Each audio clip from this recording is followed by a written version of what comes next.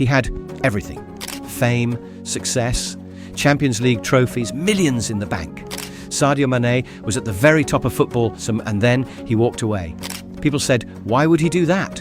Why would a world-class player at his peak leave Europe to play in Saudi Arabia?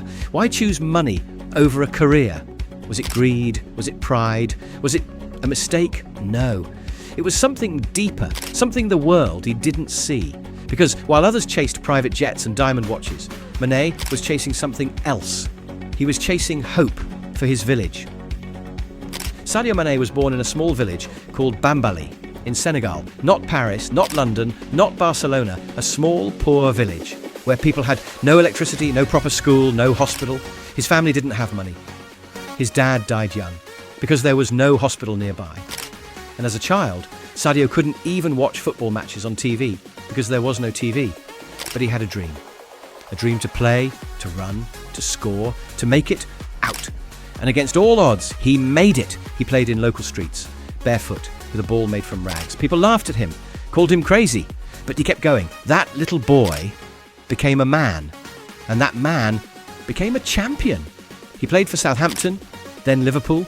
He won the Champions League, the Premier League. He became one of the best wingers in the world. By 2022, Sadio Mané was a superstar. He had everything most players dream of. Fans loved him, managers praised him, sponsors lined up for him. But Sadio Mané didn't care about flashing cameras. He didn't care about nightclubs, fashion shows, or million-dollar watches. In interviews, he said something that shocked people. Why would I want 10 Ferraris?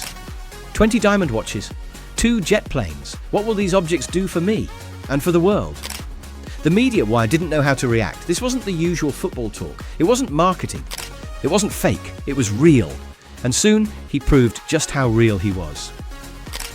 In 2023, the football world was stunned. Sadio Mané left Europe, left Bayern Munich, left the Champions League, and signed with a Saudi Arabian club. Fans were shocked. Critics called him a sellout. You're still in your prime, they said. You gave up your career for money.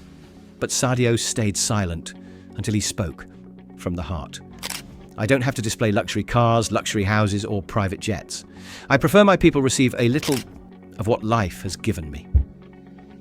He wasn't chasing gold. He was building something gold back home. While some players buy yachts and villas, Sadio Mané started building. First, he built a hospital in Bambali because no parent should lose their life, like his father did. Then, he built a school, a real school, with classrooms, books, and electricity. Then, he built a football stadium for the next Sadio Mané, so kids wouldn't have to play in the mud, barefoot and bleeding. He didn't stop there. He built mosques, fuel stations, and gave money to small businesses. And for the 2,000 families in his village, he gives each family $100 every single month. Every month, not a one-time gift, a system, a safety net. He's made sure people can go to school, get medicine, drink clean water, and live with dignity. Why does he do this? Sadio said, I have lived through tough times. I know how it feels to have nothing. That's why I want to give back. That's why I came here. He's not just sending money. He's walking the streets of his village, talking to people, helping elders, sitting with kids. He goes back regularly, not to show off, but to be one of them. No bodyguards, no luxury cars, just him, a son of the village. He doesn't film himself handing out gifts. He doesn't ask for applause. He just does it, quietly, with love. He once said, money can change lives, but only if it's used the right way. Sadly, many people still don't understand. To them, Mané threw away his career. To them, Saudi football is not serious. To them, he chose cash over greatness. But what is greatness? Is it scoring more goals, winning one more trophy? Or is it giving a whole village a second chance at life? Sadio Mané didn't lose his way. He found it. And while the world was busy judging him, he was out there building futures. This story isn't just about football. It's about values. In a world that praises wealth, show-off culture, and fame, here is a man who quietly gives, serves, and uplifts. He reminds us that success is not about what you keep. It's about what you give. He reminds us that legacy is not about stats and headlines. It's about the lives you touched, the tears you dried, the hands you held. Sadio Mané is more than a footballer. He's a leader, a giver, a symbol of what true greatness looks like. So now I ask you, did Sadio Mané leave for money? Or did he leave to give something, boom, bigger? Is it wrong to walk away from fame? if it means lifting others up. In a world full of noise, this man chose quiet service. In a sport full of egos, he chose humility. And in a life full of options, he chose his people.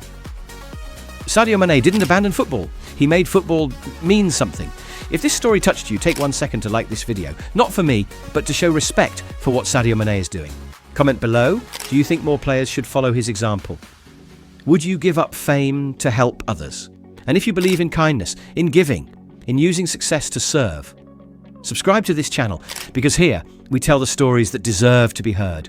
Stories like Sadio Mané's, stories that remind us sometimes the biggest goal is helping someone else stand up and walk.